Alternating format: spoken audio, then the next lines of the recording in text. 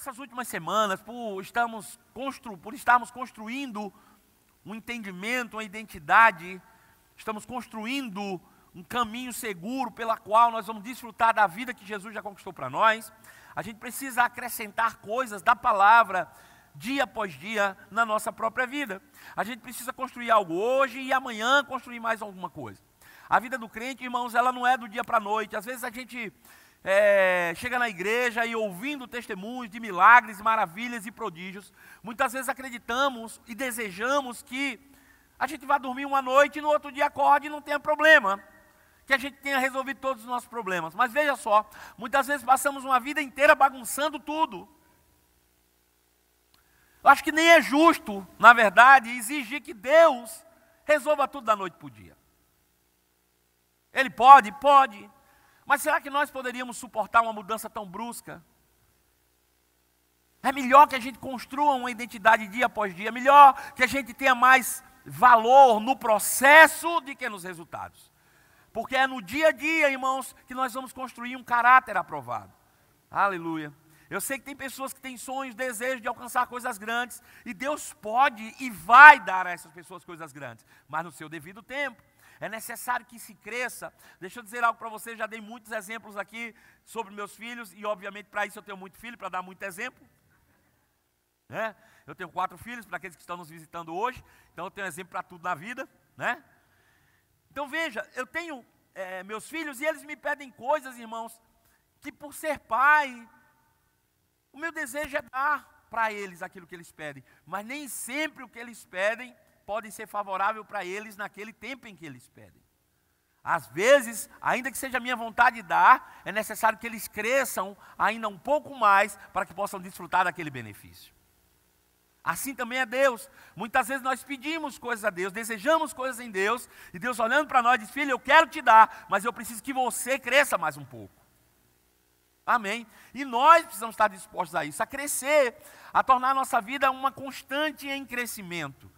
A gente não pode parar. Eu me lembro que durante o ano passado, quando nós preparávamos no Espírito tudo isso que nós estamos vivendo hoje, eu ministrei uma mensagem no final do ano falando que tudo que tem vida, cresce. Se nós temos a própria vida de Deus, é inadmissível que permaneçamos da mesma maneira. Eu preciso hoje ser melhor do que o que eu era ontem. Sim ou não? Aleluia. Tem muita coisa, irmãos, que eu já fiz que eu já não faço mais. E tem coisas que eu ainda faço que amanhã não vou fazer. Amém? Estamos crescendo. Estamos avançando. E esse é o desejo de Deus. Que cresçamos e venhamos a amadurecer como filhos, como família, como igreja. E nisso cresçamos de maneira saudável.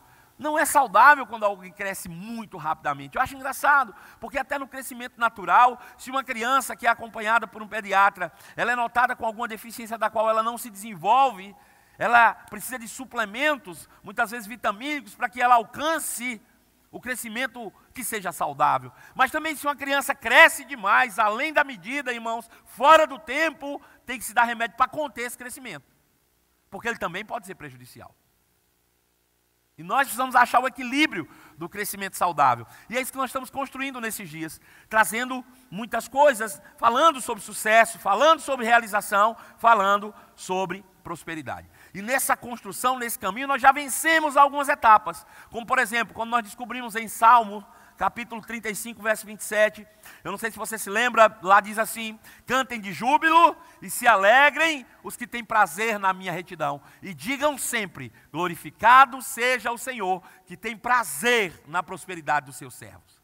Sabe, essa frase ou esse versículo não deve ser algo só dito naquele dia que a gente estava aqui comovido ou movido pelas emoções. Muitas vezes não crescemos, irmãos, saudavelmente como Deus deseja, porque só nos movemos em ambiente cuja emoção está favorável. Nós precisamos crescer em ambientes fora dessa emoção favorável. Nem sempre, irmãos, quando eu acordar pela manhã na segunda-feira, a gente vai ter uma música tocada aqui e cantada pelo Nicolas ou pelos meninos.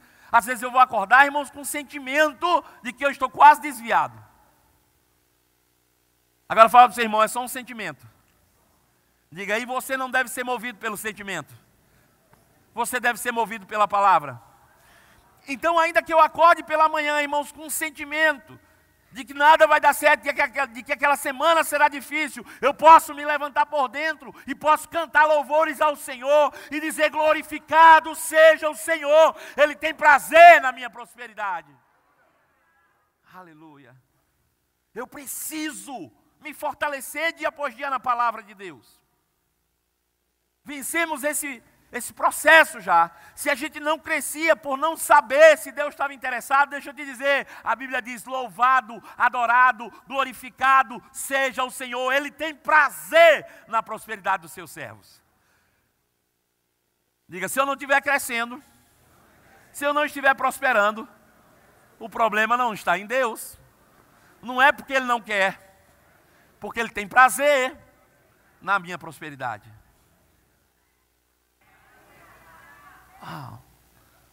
Diga: já venci essa etapa. Diga: Deus quer a minha prosperidade. Vimos também que o princípio dessa prosperidade, desse sucesso, dessa vida bem sucedida está ligada diretamente ao conhecimento e à sabedoria. Como está escrito em Provérbios: feliz é o homem que adquire conhecimento e que acha sabedoria. Aleluia. Por quê? Ele diz: porque a sabedoria é mais preciosa do que ouro, do que prata, de qualquer moeda que você possa imaginar que existe. Se você tem sabedoria, você atrai recursos. Aleluia. É bem curioso isso. Eu poderia também chamar de sabedoria uma visão. Quem tem visão atrai a provisão. Mas tem muita gente que até tem dinheiro, irmão, mas não tendo visão, perde o dinheiro e fica sem nada. Eu dei um exemplo aqui de um homem, aqui no nosso país, que ganhou nessas loterias eletrônicas que existem no nosso país, Mega Sena e por aí vai. Ele ganhou uma grande fortuna, alguns milhões, eu não sei exatamente quantos milhões foram. Aquele homem, ele tinha um problema de diabetes, aquele homem havia perdido as 2 pernas e agora havia ganhado na Mega Sena, muito rico, morava num bairro muito pobre. Mas a sua mente não se expandia, tudo que ele tinha era dinheiro. E tem gente que é tão pobre que tudo que tem na vida é dinheiro. Ele logo se casou com uma moça. E quando você olhava o perfil de um e de outro, você já percebia que aquilo não foi amor. Resultado, porque tudo que ele tinha era dinheiro e não tinha uma visão.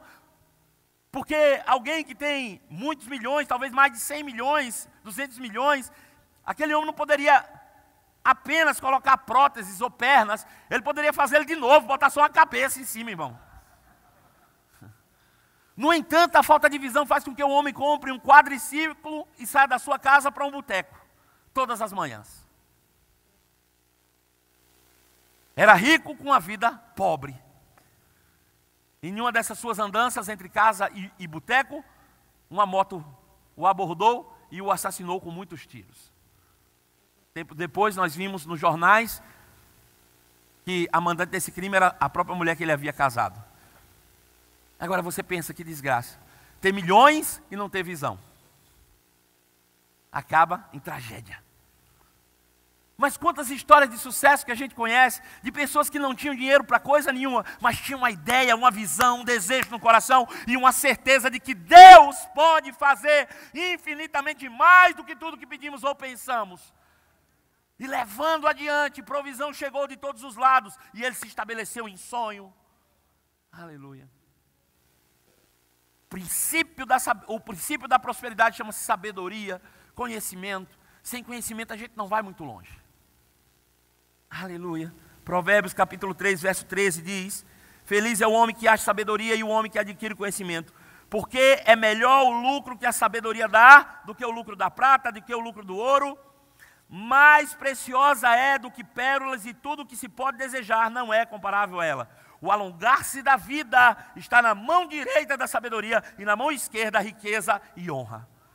Ora, veja que interessante. Isso norteia a nossa vida. Isso dá um norte, isso dá um parâmetro de propósito nisso. Porque se eu quero de fato viver essas verdades, eu não vou viver correndo atrás de dinheiro. Eu vou viver correndo atrás de sabedoria. À medida que eu busco conhecimento e sabedoria, o dinheiro vai ser atraído até mim. Amém? Diga: Deus é bom. aprendemos também que tudo o que nós precisamos, uma vez que já temos o conhecimento e a sabedoria, é seguir os planos de Deus para as nossas próprias vidas. E esse mesmo Deus de paz é que nos levará ao destino que nós escolhemos estar. Onde está escrito isso? Jeremias capítulo 29, verso 11. Eu é que sei os pensamentos que eu tenho a teu respeito, pensamentos de paz e não de mal, diz o Senhor, para dar a você o fim que você deseja. Amém? Muitas vezes a gente acha que ser crente é abrir mão do seu destino e botar o seu destino à mercê do que Deus escolher para você. Ao contrário, Deus te fez livre e disse: escolha o melhor destino e eu vou te levar para lá. Aleluia. Aleluia. Deus é um pai de amor, Deus é um pai generoso, Deus é um pai cheio de bondades, de misericórdia. Sabe de uma coisa, que eles, ainda que nós erramos pelo meio do caminho, venhamos a errar pelo meio do caminho, Deus sempre será o primeiro a nos estender a mão. Deus sempre será o primeiro a nos incentivar. Levante a cabeça, esqueça das coisas que para trás fica, prossiga para o alvo. Deus é o primeiro a dizer para você, ainda que você pegou um caminho errado, vamos recalcular a sua rota. Aleluia. Diga, com Deus sempre existe uma saída. Diga, com Deus sempre existe uma segunda chance. Diga, com Deus sempre haverá mais uma oportunidade. Não há tempo perdido com Deus, não há questão perdida com Deus, não há situação que Ele não possa resolver. Aleluia. Se nós nos colocamos debaixo dos planos, dos propósitos de Deus para a nossa vida, Ele vai nos levar para o lugar onde nós desejamos estar. Aleluia. Você está comigo? Diga, eu vou prosperar. Aleluia.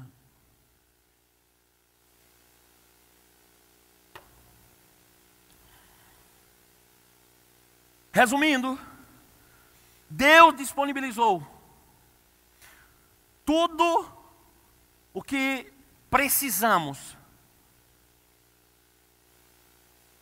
para vivermos uma vida plena e abundante. E nós não podemos, de maneira alguma, e nem devemos simplesmente ignorar, deixar todas essas coisas de lado e não desfrutar de tais benefícios. Veja que tudo isso partiu da segunda carta aos Coríntios, capítulo 1, verso 20. Deus dizendo, Paulo falando, na verdade, não importa quantas promessas Deus já tenha feito algum dia para a humanidade, em todas elas, por meio de Jesus, nós já temos o sim.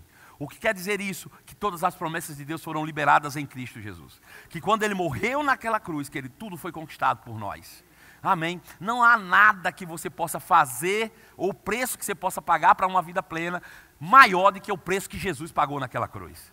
Que na verdade quem pagou foi Deus, enviando o seu próprio Filho, dando o seu próprio Filho, para que todo o que nele crê não pereça, mas tenha vida eterna. Aleluia. Eu me lembro que nós começamos falando sobre festas de aniversário, sobre como nós nos comportamos quando a gente encontra alguém que a gente ama e que está fazendo aniversário ou numa data importante, o qual nós sempre desejamos, olha, eu te desejo saúde, paz e prosperidade. E a gente até acredita que Deus é capaz de nos dar saúde, a gente até acredita que Deus é capaz de nos dar paz, mas quando falamos de prosperidade tem gente que tranca a cara.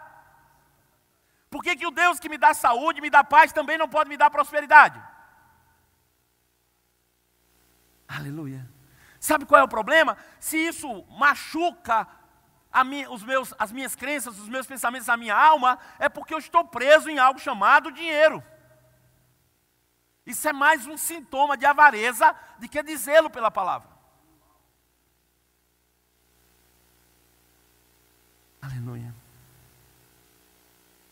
A Bíblia diz isso com todas as letras. Foram promessas feitas. Deus amou o mundo de tal maneira que deu o seu único filho para que todo que nele crê não pereça. A primeira parte da promessa é você não ter que perecer mais depois da morte de Cristo Jesus. Nós não podemos simplesmente ignorar esse fato. Aleluia. Se por mais que eu tenha me esforçado, trabalhado, o meu dinheiro não tem dado para pagar as minhas contas, eu tenho ficado sempre no vermelho, será que isso não é perecer? E se é perecer, irmão, significa que o que Jesus fez parece que não está afetando a minha vida. Porque se Ele disse que todo aquele que nele crê não perece, por que eu vivo perecendo em algumas áreas? Aleluia. Então já tomamos posse do conhecimento de Deus, da sabedoria que vem do alto, entendemos que Deus está interessado na minha prosperidade, entendemos que ao morrer naquela cruz, o preço pago por Jesus foi um preço altíssimo para que eu tivesse vida e vida em abundância. Por que eu vou simplesmente aceitar a derrota? Por que eu vou aceitar enfermidade? Por que eu vou aceitar na minha vida viver limitadamente nas questões financeiras? Ele já conquistou tudo o que é necessário para uma vida plena em todas as áreas. Nada ficou de fora. Mas a gente lê a Bíblia às vezes, ou nos incutem isso na mente, na nossa alma, como se, olha, todas essas coisas estão inclusas, menos dinheiro. O curioso é que mesmo as pessoas que não gostam de ouvir sobre isso na igreja, eles querem ficar ricos. Eles querem prosperar. Aleluia. Eles só não aceitam que seja por meio de Deus. Eles aceitam que seja na força do seu braço.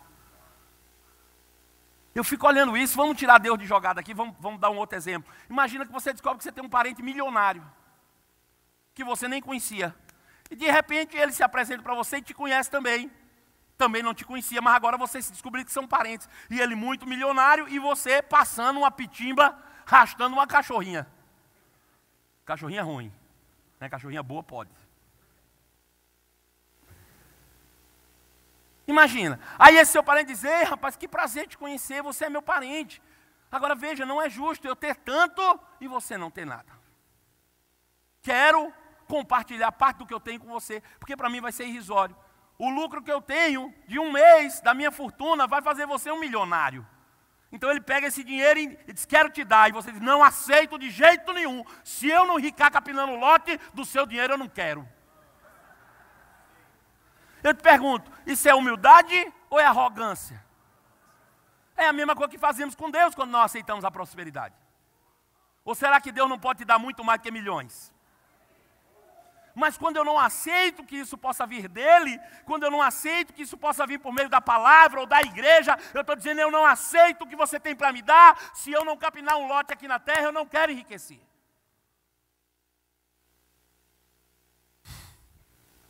Aleluia. Sabe, o preço que Jesus pagou foi muito alto. O Filho de Deus morreu naquela cruz. Aleluia. Ontem eu estava ministrando no aniversário da igreja Verbo da Vida lá no bairro Milionários. E eu falava sobre essas coisas. Depois o pastor João pregou também, ministrou e trouxe mais uma revelação de algo importante, interessante. Eu vou compartilhar com vocês.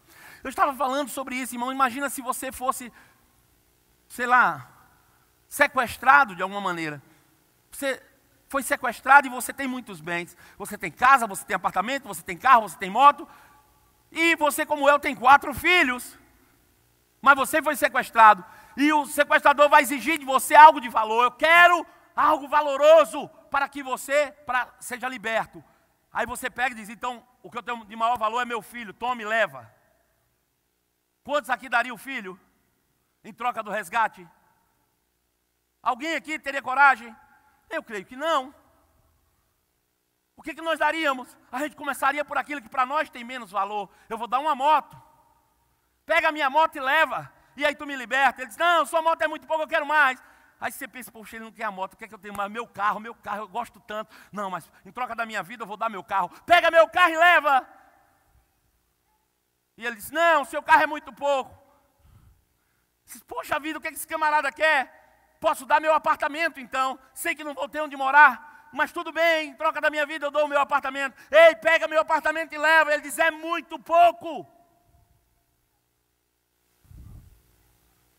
E você começa a fazer uma análise, espera aí, só restou eu e os meninos. Eu não sei você, mas se fosse eu dizer, faça o seguinte, pode me matar, mas não toque nos meus filhos. Eu dou a mim, mas nos meus filhos você não toca. Eu prefiro morrer do que você tocar no fio de cabelo dos meus filhos. Talvez você faça diferente, dê um por um até chegar no fim e depois você morre. Mas eu não aceitaria isso. Eu preferia doar a minha própria vida em prol deles. Mas deixa eu te dizer uma coisa, no dia que você foi resgatado, no dia que você foi sequestrado pelo pecado, no dia que você estava aprisionado pelo pecado, e Deus foi confrontado dizendo, ei, seu filho está preso nas minhas mãos e eu quero algo de valor. Ele não pensou em moto, ele não pensou em casa, ele não pensou em carro, ele deu o próprio filho para morrer por você. Agora, se ele deu o filho para morrer por você, não é justo que você viva preso. E por vontade própria. Aleluia. Aquele que não poupou o próprio filho, antes por nós, por mim, por você, o entregou gratuitamente, como não nos daria juntamente com ele todas as outras coisas e de graça? Aleluia. Ao entregar o seu filho naquela cruz, Deus estava dizendo, pode me pedir o que quiser que eu te dou, porque se eu tive coragem de dar o filho, o resto para mim, ó, tanto faz. Mesmo reconhecendo que Jesus morreu naquela cruz, às vezes a gente questiona, será que Deus quer me curar? Ei, se Ele te entregou o filho, qual é o problema de uma cura?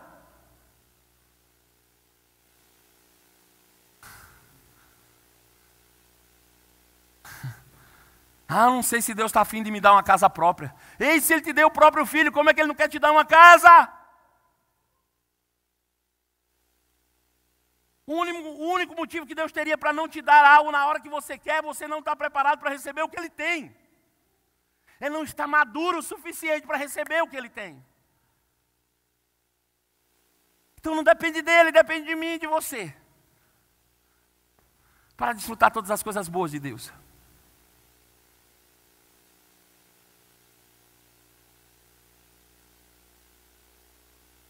Aleluia. E aí o pastor João Roberto acrescentou a isso, na hora que ele foi ministrar, um exemplo que ele tirou do novo livro do Mark Hanks, falando sobre alegria. Ele conta uma história interessante e você vai gostar dessa história. Se prepara que você vai gostar dessa história. Ele conta uma história que ele foi na Disney, se preparou durante alguns anos, e foi para a Disney e levou seus filhos para a Disney. E ir para a Disney não é barato, ir para a Disney é muito caro. Fazendo levantamento para nós brasileiros que saímos daqui e vamos para lá, o preço de um passaporte de um dia na Disney é em torno de R$800 por pessoa, em média. Por um dia de passaporte, R$800 por pessoa. Mas irmãos, para ver os filhos felizes, contentes, alegres, se você pode, você faz. E ele disse, eu vou. E levou os seus filhos para a Disney, comprou os passaportes e lá estavam se divertindo. E ele disse que passando por um determinado lugar, viu uma criança pequena, uns 5 anos de idade, 6 anos de idade, sei lá, entre 6 e 10 anos talvez. E essa criança estava ali com a mãe, e ela estava chorando, com raiva, dizendo, não vou mais em nada, eu não vou brincar mais, não quero, não vou, não quero. E a mãe, aborrecida com aquilo, pegou essa criança pelos braços, como quem quisesse convencer ela de algo, disse assim para ela, deixa eu dizer um negócio para você, eu paguei muito caro para você se divertir, você vai se divertir.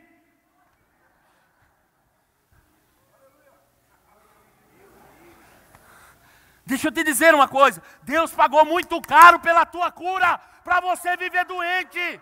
Deus pagou muito caro pela tua prosperidade, para você viver uma miséria. Deus pagou muito caro, irmãos, pela tua liberdade, para você voluntariamente se declarar preso. Deus pagou muito caro pela tua justiça, para você se achar um pecador.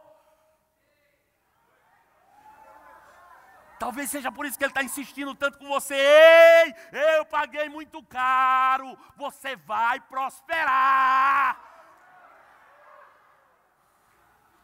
Aleluia. Uhul. O preço foi muito alto, irmão,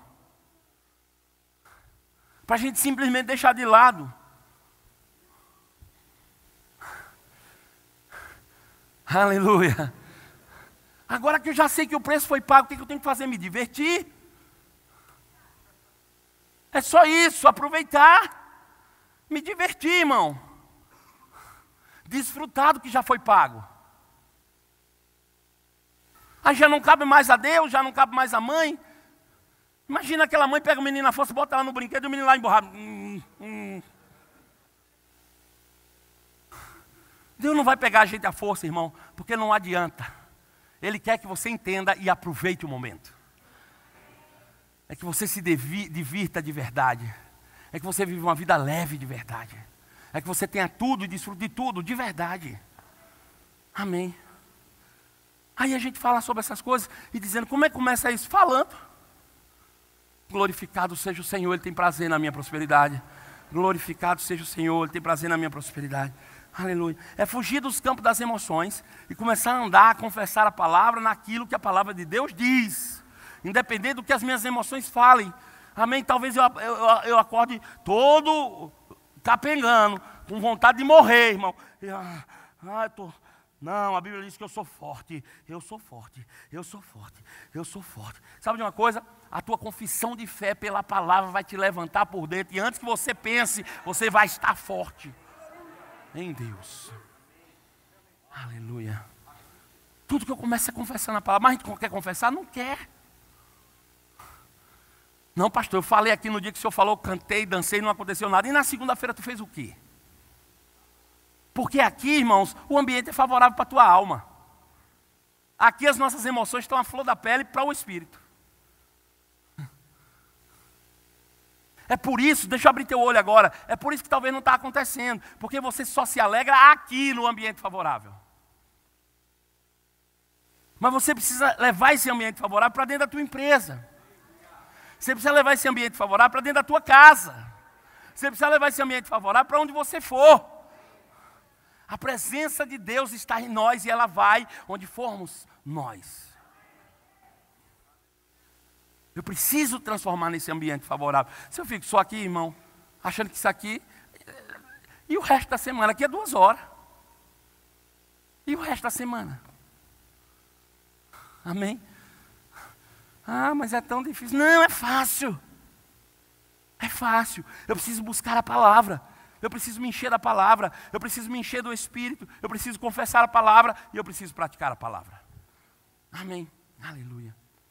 Nós falamos sobre Tiago, capítulo 1, verso 19. Eu não vou ler o capítulo todo. Eu só quero pegar a partir dali algumas frases que Tiago diz. Ele diz assim, ó, aquele que atenta ou que observa atentamente a lei perfeita, a lei da liberdade, que é a palavra de Deus, ele diz, nessa lei ele pratica, ele medita, ele vive dia e noite com essa palavra na sua boca e no seu coração, não sendo apenas um ouvinte negligente, mas um operoso praticante, este será bem-sucedido em tudo quanto realizar. Veja, a responsabilidade está nas nossas mãos. Eu é que tenho que observar atentamente a lei perfeita. Eu é que tenho que meditar na lei perfeita. E eu tenho que praticar a lei perfeita. E então eu serei bem-sucedido em tudo quanto eu fizer. Basta você ter iniciativa. Aleluia. Imagina você foi para determinado lugar, um hospital, sei lá, em qualquer lugar que você esteja. E você está naquele lugar e o tempo passa e você não pode sair dali por algum motivo. E agora você está com fome. E agora você está com sede. A situação não está fácil, é fome, é sede, e você olha para um lado e para o outro, você não pode sair, ali dentro não tem uma lanchonete, não tem ninguém que venda nada, ainda que você tenha dinheiro no bolso, e aí você andando por aquele corredor, você descobre que ali pelo menos tem aquelas maquininhas de venda de produto, que você põe o dinheiro e sai ali o que você quer, seja um salgadinho, seja um refrigerante, seja um biscoito, está lá, a máquina está lá, mas você nunca operou uma máquina daquela. Nunca fez nada. Você está vendo ali o negócio, mas não sabe como fazer. Você é tímido demais para tomar uma decisão de ir ali, porque você não sabe como é que opera a máquina. E aí você chega para aquela máquina, olha, e diz, rapaz, está ali dentro tudo que eu preciso para resolver o meu problema. Está aqui fora tudo que eu preciso fazer para resolver o meu problema, tirando o que está ali dentro, trazendo para o meu bucho. Veja, está disponível. Mas o fato de estar ali diante dos meus olhos não quer dizer que resolve o meu problema se eu não tomar uma atitude. Mas eu não sei como opera a máquina. Eu duvido que você fique mais do que 2 horas nesse dilema. Talvez a primeira hora você até fica ali, ai meu Deus, se eu soubesse mexer nisso. Ai meu Deus, se eu pudesse. Meu irmão, na hora que a fome apertar, que ficar negra, para você. Você vai arrumar alguém que tiver para dizer: ei, me evangeliza aqui, vem cá, me ajuda como é que faz para confessar o negócio aqui e botar o que eu preciso para tirar o que eu quero. Agora veja, para as coisas naturais a gente dá um jeito. E para a espiritual?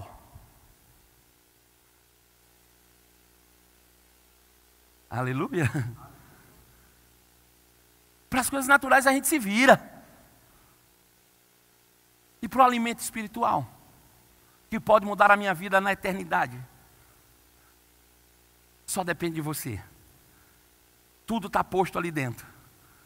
Seja cura, seja paz, seja saúde, seja prosperidade financeira, seja resolução de problemas, seja a tua família, está tudo naquele display. E tudo que você precisa é pôr em prática. Abre mão da timidez e fazer alguma coisa por você. Aleluia. Pastor, eu já peguei isso tudo, eu sei a palavra, tenho feito essas coisas, mas não tem resolvido 100%. O que pode estar acontecendo? Bom, Jesus explica isso no texto que nós acabamos de ler lá em Marcos. Eu queria que você fosse para lá para a gente começar a encerrar, começar a caminhar para encerrar esse culto. Abre lá Marcos 4.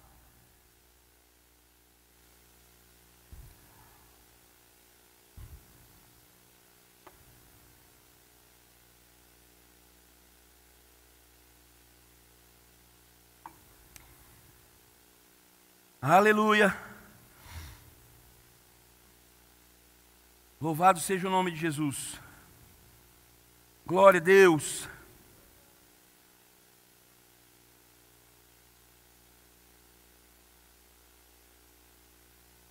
Marcos capítulo 4, a partir do verso 13. Veja que interessante. Eu vou contextualizar você do que está acontecendo aqui. Jesus estava ensinando e pregando, proclamando, mas não fazendo de uma maneira objetiva. Ele estava ensinando por meio de parábolas. Segundo o próprio Jesus, falando de maneira que as pessoas que estivessem lá fora, ou os religiosos pelo menos, pudessem ouvir e não entender. Ainda que fosse visto por eles, não seria compreensível aos seus olhos.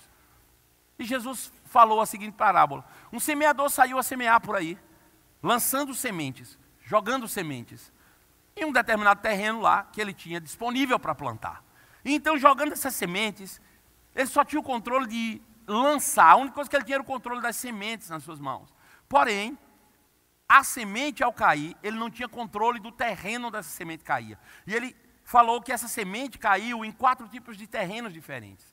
Parte dessa semente caiu sobre a beira do caminho, onde estava limpo, as pessoas passavam cotidianamente, e aquela semente caiu ali à beira do caminho. Ele disse que outra parte da semente caiu em um terreno que era pedregoso. Tinha muita pedra embaixo, pouca terra em cima, então a semente caiu sobre aquele terreno também. Diz também que parte dessas sementes caíram num terreno onde tinha espinhos e ervas daninhas. E por fim, outra parte das sementes caíram em boa terra. E nessa terra eles produziram a 30, 60 e a 100 por 1. Ao sair dali, os discípulos chegaram para Jesus e disseram: a gente não está entendendo nada. Você estava falando de Deus agora vem falar de agricultura com a gente.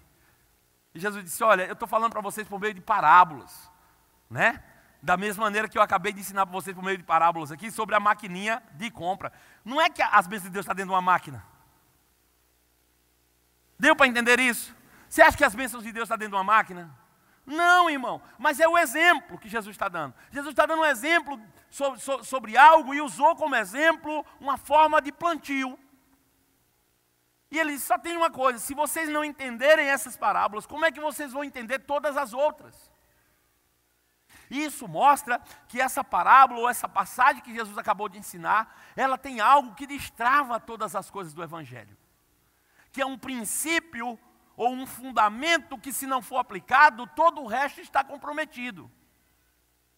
Então esse texto traz consigo isso, um fundamento, um princípio, uma regra clara, objetiva, de como você ser bem-sucedido, ou como você alcançar tudo aquilo que o Evangelho se propõe a fazer na sua vida.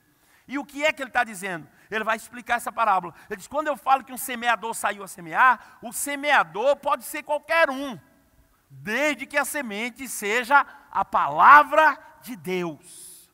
Sabe, ainda nos nossos dias, muitas pessoas têm corrido atrás dos seus pregadores preferidos. Seja no culto, seja na internet.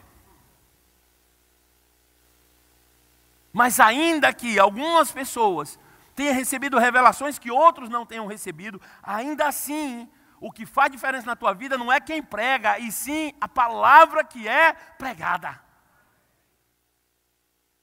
Muitas vezes é uma palavra que nos confronta e nos faz sair da posição que estamos. Talvez estamos acostumados demais em determinados lugares e não queremos sair de lá, porque fizemos amizades, temos relacionamentos interpessoais. Mas deixa eu te dizer, minha mãe, que está aqui hoje, está com 80 anos, você falar, meu filho, se você andar com um porco, mais cedo ou mais tarde você vai comer lavagem. Esse princípio se aplica para tudo. Se você andar com incrédulo, irmão, você vai virar incrédulo. Se você andar com gente fria, vai virar frio. Alô? Aleluia. Diga, Deus é bom. Diga, o semeador semeia a palavra. Então aquilo que é semeado, irmãos, é o que é importante para nós. Quem semeia, claro que nós temos as nossas preferências por tipo, por estilo, por voz. Não gosto da voz desse pastor Marcelo. Não gosto do jeito, ele dança lá no púlpito, faz isso, faz aquilo, não gosto. Deixa eu te dizer, tudo bem que você não gosta de mim, mas fique com a palavra. Porque o que vai fazer diferença na tua vida não sou eu. É a palavra de Deus. Pode ser qualquer um de nós pregando, desde que pregue-se a palavra de Deus. E aí nós não vamos precisar ficar correndo para aqui, para acolá, atrás dos nossos pregadores prediletos. Vamos correr assim, atrás de uma palavra que muda a minha vida, que me confronta, que me tira da mesmice, que me tira da condição que eu estou e me leva para uma condição melhor. Aleluia. A palavra de Deus faz isso. Você acha mesmo, irmãos, que Deus ia enviar seu filho para aquela cruz, morrer, passar o que ele passou, para simplesmente chegar para um pobre e dizer, ô, estou aqui compadecido por você, que peninha de você, fica aí do mesmo jeito, mas eu quero que você saiba que eu tenho piedade de você. Ei, se Deus não estiver interessado em mudar a vida de um pobre, deixa eu te dizer, isso não é evangelho. Porque a palavra evangelho é boa notícia. E qual é a melhor notícia que um pobre pode receber? É que vai morrer na miséria, irmão? Aleluia. Digo, o evangelho muda. Aí ele diz, agora veja, se a semente que é pregada, que é lançada, ela é a palavra de Deus, então ela tem poder para gerar uma colheita. Veja, o reino de Deus é assim, não tem outra forma, irmãos. Deus decidiu e definiu que seria assim. Eu só vou alcançar algo em Deus por meio da palavra. Aleluia. Amém. Jesus disse certa vez, e conhecereis a verdade, que é a palavra, e a verdade vos libertará. Ele não disse conhecereis o jejum. Ele não disse conhecereis as campanhas. Aleluia. É só a palavra, irmãos. É a palavra o princípio de todas as coisas. A Bíblia diz lá em Hebreus que pela fé nós entendemos que o universo foi criado pela palavra de Deus. Agora, se o universo foi criado pela palavra, por que a minha cura tem que ser com campanha?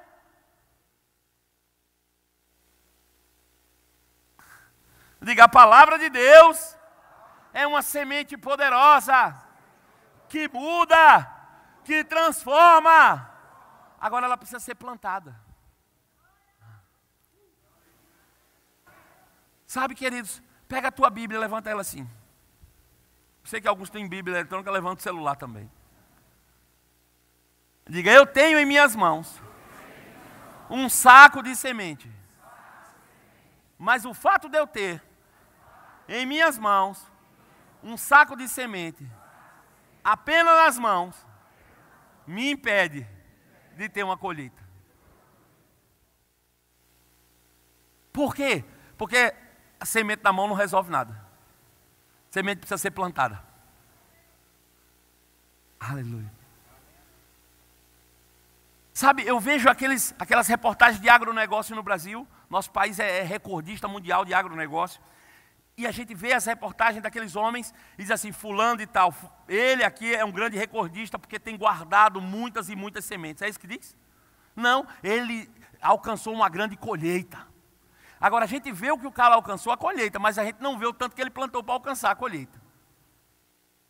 É assim que às vezes a gente mede os irmãos na igreja. Fulano está só crescendo, aposto que é amigo do pastor. É não, irmão, é porque ele tem plantado semente.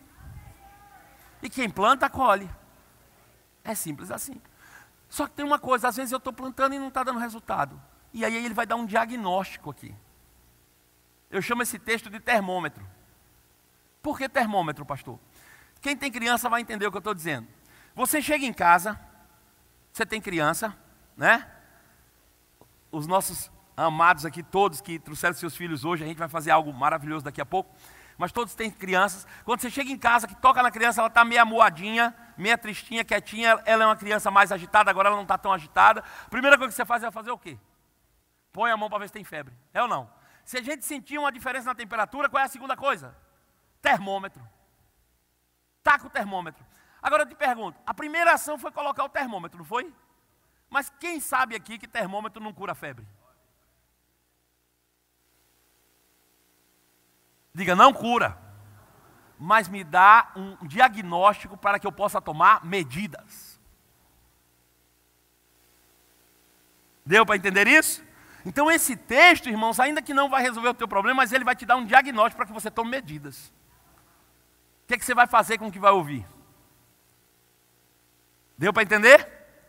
Ele diz, por que não frutifica? Ele diz, porque quando alguém lançou semente, parte dessa semente caiu na beira do caminho. E aí veio os pássaros e comeu. Ele disse, o que significa isso? Ele disse, significa que tem gente dentro da igreja que está ouvindo, mas não está ouvindo.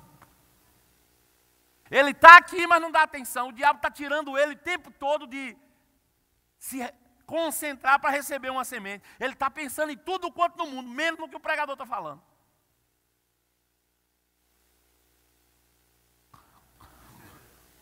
E é engraçado porque nesse momento que eu falo isso, os que não estavam prestando atenção, por um minuto faz porque ele sabe que ele já perdeu as sementes que foram plantadas.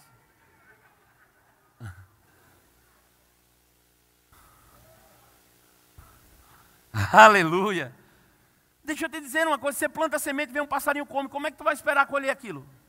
Nem no bucho do passarinho nasce. Então o que eu quero dizer? Que já que você veio para o culto, meu irmão, receba. O que te abençoa não é o fato de você estar aqui, mas o que vai ser pregado e o que você vai levar daqui. O que te abençoa não é uma prática de vir para a igreja, não. O que te abençoa é o que é liberado nessa igreja para a tua vida. A palavra que é liberada daqui de cima para o teu coração, isso muda a tua vida. Amém, irmãos? Aleluia. Eu sei que no final algumas pessoas dizem, pastor, ore por mim. Você vai ver que isso aqui não é uma prática nossa. Dizer, ei, quem quer oração vem aqui no final. Por quê? Porque a palavra já foi suficiente para mudar a tua vida. Não é que a gente não possa orar por você, mas a oração não vai mudar a tua vida. O que vai mudar a tua vida é você pegar o que você ouviu e praticar. Está comigo, irmão? Ele disse, então acontece isso. Às vezes a pessoa está ali pregando, e ainda quando ouve, vem Satanás e rouba a palavra. Com distrações. Sabe, a gente está preocupado se Satanás vai nos enforcar de noite. Tem gente que vive assim, ai rapaz, eu vi uma aparição do diabo, queria me enforcar, me apertou no pescoço. Pastor, eu acho que tem um demônio naquele brinquedo do meu filho, num quadro da parede, num objeto que eu trouxe não sei de onde, nisso, naquilo, até em santo. Pô, tem um demônio no santo. Não, já vieram pessoas aqui pedindo para a gente ir na casa dele tirar os santos, porque eles eram de uma determinada religião e depois se converteram e não tinham coragem de tirar os próprios santos que eles botaram lá dentro. Vem que coisa. De verdade, irmão. Eu não estou falando de religião, eu estou falando de verdades. Mas deixa eu te dizer, não tem demônio nenhum nisso. Isso não é nada. Sabe como é que o diabo trabalha? Te atrapalhando, te distraindo, para que você perca a semente que é semeada na tua vida. Ele não precisa fazer muita coisa, não. Eu acho que você não deve ter ouvido, eu nunca ouvi. Acho que o doutor Marcel também, que trabalha na área de saúde, acho que também nunca ouviu. Alguém que morreu e no seu atestado de óbito diz, morreu porque o diabo matou enforcando de noite. Eu acho que não tem ninguém que morreu assim. Tem? Acho que não. Então não precisa ter medo disso. Sabe o que, é que você tem medo? Tem que ter medo de vir para um culto e ficar distraído ao ponto de não saber o que foi pregado. De você estar tão atribulado na mente que você não consegue raciocinar o que está sendo dito. Isso tem que ter medo. Parece distante de nós, mas está mais próximo do que o que a gente imagina.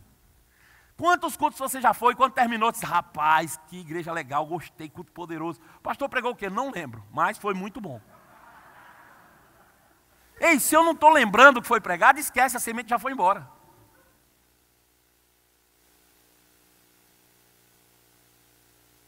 Eles outros ouvem a palavra, mas são como um terreno cujo solo é rochoso.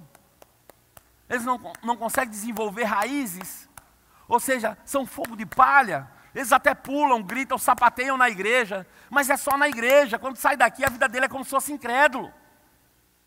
Não tem raízes. Aleluia. Vir para o culto e ouvir uma semente é uma parte do processo. A outra parte é regar. E aí cabe a nós fazê-lo. Nós, eu digo vocês. Precisa fazer isso. Eu vim aqui receber essa palavra, eu anotei, eu vou para casa, eu vou pensar nisso, eu vou meditar mais sobre essas coisas. Rapaz, eu preciso olhar para a minha vida e ver que eu não alcancei isso que o pastor está falando, mas está disponível. Eu vou precisar pedir alguém para me ajudar. Eu vou num bote salva-vida. Você sabia que nós temos mais de 30 pontos em Belo Horizonte espalhados, onde você pode ir, ouvir a palavra, contar a tua história, pedir um conselho? Eu preciso fazer isso. Eu preciso ler, pegar livros da nossa visão, ler. Eu preciso ir na internet, no YouTube, todas as mensagens estão lá. Eu não entendi direito, eu perdi, porque até aquela hora que o pastor falou dos que ouvem, mas não ouve, eu estava completamente distraído, mas depois que ele falou, disse, eis-me aqui, Senhor, vou ouvir tudo que tens para mim. Mas eu já perdi o resto, e agora? Vai para a internet. Os cultos são gravados, estão lá. Ouve de novo, assiste de novo. Mas não deixe de botar sementes dentro do seu coração. Ele sabe quem são esses que não têm raiz em si mesmo. São comparados a um terreno rochoso. Quando lança a semente, ela até nasce com facilidade. Você recebe com alegria, você diz, eita glória, agora vou mudar a minha vida. Oh, aleluia! Aí a Bíblia diz, quando vem uma angústia, uma perseguição, que vem motivada por causa da palavra, logo se escandalizam. E perdem aquilo que construíram por dentro. Ou seja, saem daqui e estão motivadas. Chega lá fora, diante das circunstâncias do mundo, e diz, eu sabia que não era bem assim. Aqui lá é utopia, aqui lá não funciona não. Esse povo é meio doido. Você acha difícil que isso aconteça? Semana passada eu estava resolvendo um caso aqui em Belo Horizonte, de um dos nossos líderes de uma das congregações. Alguém que formou no Rema, alguém que estava fazendo escola de ministro, ligou para o pastor dele e disse assim, eu não acredito mais em nada disso aí não. Isso aí é tudo mentira. Pensa numa desgraça dessa. Mas rapaz, eu fico meio abestado mesmo. Não sei como é que as pessoas conseguem se desviar de algo tão poderoso que é a palavra de Deus. É porque não tem raízes. Não se envolvem. E eu não estou falando só se envolver emocionalmente com pessoas, estou falando se envolver com a palavra. Se envolver com a visão, agarrar isso com unhas e dentes, irmãos. E não ter mais uma segunda opção de dar errado, não. Vai dar certo, vai dar certo, vai dar certo. Eu não tenho outra opção para a vida, não.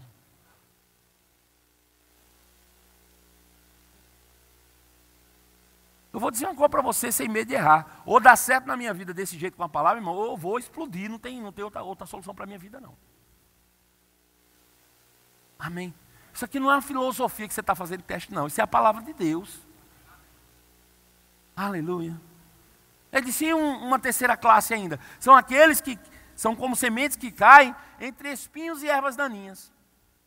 Então é possível que nós estejamos recebendo a palavra, já conheça a palavra, que a palavra até nasceu em nosso coração, mas não dá resultado, não dá fruto. Ele diz, essas sementes que caem entre ervas daninhas são assim. Elas até nascem, crescem, mas se tornam infrutíferas, porque estão no meio de ervas daninhas. O que acontece? É que as ervas daninhas tiram o nutriente da terra que era necessário para frutificar a planta. Eu sempre dei esse exemplo e hoje eu vou poder, com honra, dar aqui diante dos meus pais que estão aqui. Quando eu era criança, meus pais sempre foram comerciantes, mas sempre ao mesmo tempo plantavam suas roças lá, fazia de certa forma agricultura. E 2 vezes por ano, pelo menos, a gente plantava milho e feijão. Eu era muito criança, muito pequeno, né? Sempre ia, mas ia mais por acompanhar do que por uma obrigação. Mas estávamos sempre lá, plantando sementes, plantando sementes, plantando sementes. E de tempos em tempos, meu pai dizia, olha, domingo a gente vai ter que ir para a roça. Ou, na verdade, nem era domingo, domingo a gente trabalhava, era na terça. Terça-feira a gente vai para a roça. Fazer o quê? Vamos limpar a roça, porque o mato está tomando conta da roça. Precisa limpar. E a gente ia limpar aquela roça lá. E aí começava ali limpando, tirando e chegando terra perto dos pezinhos de feijão, pezinho de milho, para que os intempéries da vida não matassem aquela planta, não derrubasse. A gente ia fazendo esse trabalho, limpando, limpando, limpando, limpando. Mas sabe que chegava em um determinado lugar e dizia, ó, fulano perdeu a roça. Porque o mato tomou conta. Aí dizia, não, mas não tem o pé lá, o pé de feijão está lá, o pé de milho está lá. Tá, mas não nasce mais não. Ali encruou e não dá mais não, já perdeu. Por quê? Porque aquela erva daninha tirou o nutriente que era necessário para aquela planta no tempo certo desse o fruto. E aí não dá mais. Ela existe, mas não frutifica. Ela está ali, mas não serve para o propósito para o qual foi criada.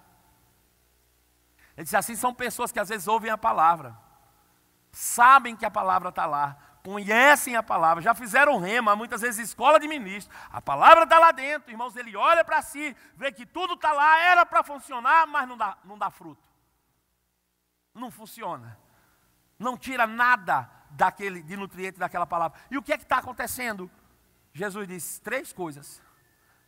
As preocupações desse mundo, a fascinação das riquezas e as demais ambições sugam a energia do coração do homem, ao ponto desse coração não crer na palavra. Preocupações do mundo, fascinação das riquezas, demais ambições. Essas 3 coisas, essa combinação de 3 coisas, elas tiram ou paralisam o coração do homem de crer na palavra. E essa palavra vem dar frutos. Não dá. E o que são isso? Primeiro, a preocupação do mundo. A palavra que ele usa nem é preocupação. Deixa eu achar aqui qual é a palavra que ele usa. 18. Os outros são semeados entre os espinhos, são os que ouvem a palavra, mas os cuidados do mundo. A palavra cuidado aí é preocupação. Se tem uma coisa que rouba de você o nutriente da palavra, chama-se preocupação. E eu vou dizer, a coisa que a gente mais vive hoje é preocupado. Preocupado com tudo, preocupado com o tempo, preocupado com o peso, preocupado com o cabelo, preocupado com a roupa, preocupado com tudo o que há no mundo. E a Bíblia diz, a preocupação vai impedir da palavra fazer frutificar o que você quer na sua vida. Por quê, pastor? Por que preocupação? E nesse caso, especificamente que Jesus vai falar, ele está falando de uma preocupação exclusiva no que diz respeito à vida financeira. Porque talvez a gente diga, a gente não deve se preocupar com algumas coisas. Mas rapaz, com dinheiro para pagar as contas, a gente tem que se preocupar sim. E é exatamente essa preocupação que tira de você a oportunidade de crer em Deus. É essa preocupação que impede a palavra de dar fruto em nós. Você está comigo? Diga, eu não devo andar preocupado. Sabe, Jesus disse certa vez, não andeis preocupados com coisa alguma, com o que há de comer, com o que há de vestir. Mas antes dele dizer isso, no versículo 24, esse é o versículo 25 de Mateus 6, no versículo 24, ele diz algo interessante. Ele diz assim, olha, ninguém vai conseguir servir a 2 senhores. Nós precisamos de um senhor na vida. Mas existem 2 possibilidades. Ou eu declaro sobre a minha vida Jesus como Senhor, ou eu declaro sobre a minha vida o dinheiro como Senhor. E o dinheiro, nesse caso, ele é uma representação de um espírito maligno que vem da parte do diabo. Porque o diabo não vai dizer, eu quero ser o seu Senhor com aquela cara feia dele que você conhece. Ele vai aparecer com uma cara bonitinha. E talvez não exista uma cara mais bonitinha do que o dinheiro. Então ele elege o dinheiro como seu representante legal. E ele diz, ninguém vai conseguir servir a 2 senhores. Ou você serve a um ou você serve ao outro. Não dá para servir a Deus e ao dinheiro. Não dá. Por quê? Porque se você servir a Deus e ao dinheiro, você vai acabar amando um e aborrecendo o outro. Servindo a um e desprezando o outro. Ninguém consegue servir a Deus e o dinheiro. E aí nesse contexto ele diz, por isso, Porque você não consegue servir ao mesmo tempo a Deus e ao dinheiro. Por isso, não andem preocupados com coisa alguma, quanto o que há de comer, quanto ao que há de vestir. Ou seja, quando eu me preocupo com o não ter ou com o que pagar, eu estou declarando publicamente que o dinheiro é o meu Senhor. É o atestado de que o dinheiro é o meu Senhor e não Jesus. Eu posso até vir para a igreja todo domingo, levantar as minhas mãos, pular igual uma minhoca na brasa, mas nada funciona na minha vida. Por quê? Porque o dinheiro é o meu Senhor e não Jesus. A preocupação faz isso com a gente. Aleluia. E a gente não entende, a gente vai falar, as pessoas acham ruim. Sabe, a gente prefere dizer que tá difícil, a gente prefere dizer que tem que se preocupar. Por quê? Porque a gente foi doutrinado assim, a gente foi... Se a gente disser isso, sou até com humildade. Se você disser, graças a Deus, não tem problema nenhum, está tudo bem comigo, parece arrogância. Mas deixa eu te dizer, foi isso que a Bíblia mandou a gente dizer mesmo. Até aqueles que estão fracos, a Bíblia diz, diga ao fraco, eu sou forte. Ele não diga o fraco, estou morrendo.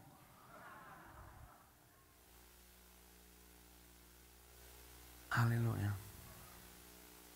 Outra coisa que ele fala aqui para nós encerrarmos, ele fala sobre a fascinação das riquezas. Quando eu não estou preocupado por não ter, eu estou fascinado com o que tenho. Ou seja, enganado com o que tenho. Eu tenho dinheiro, posso morrer em paz, posso ficar tranquilo. Nada vai me afetar. Deixa eu te dizer uma coisa, com 23 anos de idade eu passei por uma situação muito complicada na minha vida. Eu fui diagnosticado com insuficiência renal crônica. E pense algo que mesmo sendo ruim, terrível, não vindo da parte de Deus, me ensinou tanto. Porque quando eu fui fazer hemodiálise, o que eu fiz durante 1 ano e meio, eu comecei a perceber que quem tem insuficiência renal crônica e tem que fazer hemodiálise, seja ele rico ou pobre, preto ou branco, mulher ou homem, faz a mesma coisa, o processo é o mesmo. O dinheiro não compra, meu filho. Um tratamento melhor não. Não tem remédio para isso não. Está entendendo o mistério? É engano você achar que porque você tem, você pode estar tranquilo. Aquilo que é natural hoje você tem e amanhã não tem. Se você tem, querido, glória a Deus, aproveite e desfrute disso.